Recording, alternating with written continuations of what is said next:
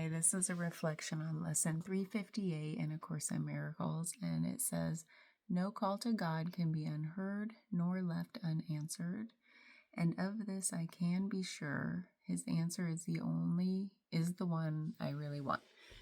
No call to God can be unheard nor left unanswered, and of this I can be sure, his answer is the one I really want.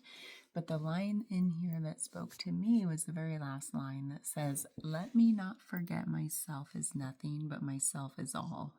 You kind of have to see the words. So let me not forget myself is nothing, M-Y-S-E-L-F, one word. Let me not forget myself is nothing, comma, but my capital S self is all.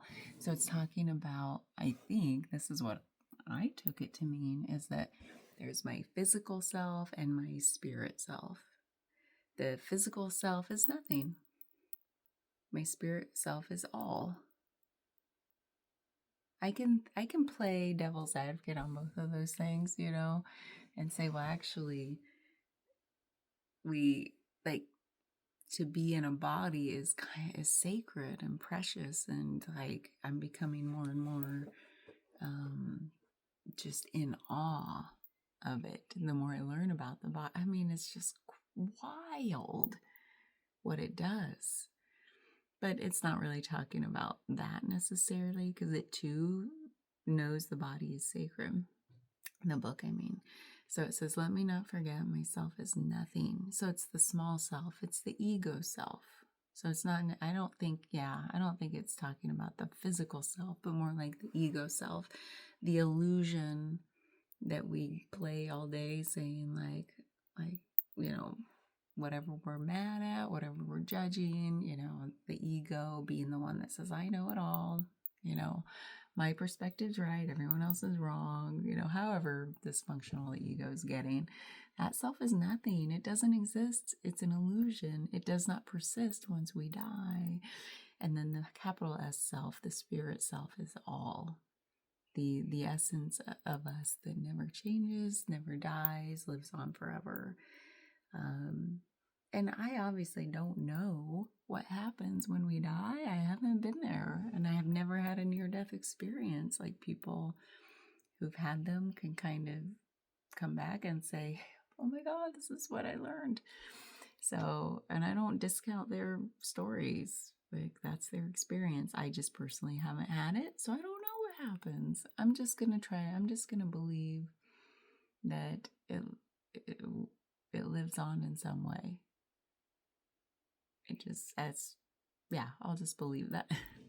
And it's everything. So I don't think that when we die, it's just lights out.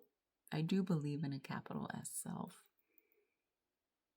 And I don't have to make it anything bigger than that, other than I like to believe that. It makes me happy to believe that. It makes me like, oh, cool.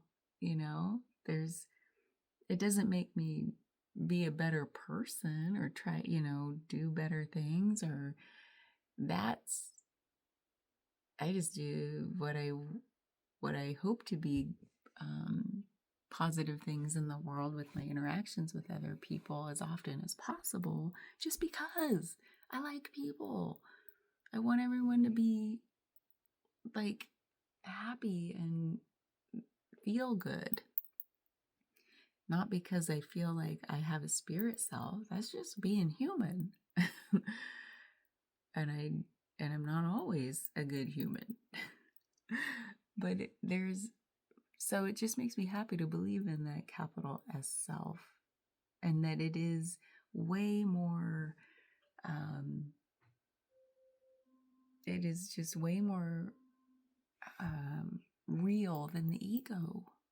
And so, of course, I'm going to, there's my other pie alarm going off. I got to go. I'll just leave it at that. Like, the capital self is all. So whatever you take it to be, to me, it's like the self that persists beyond death. So I'll call it spirit, Yeah.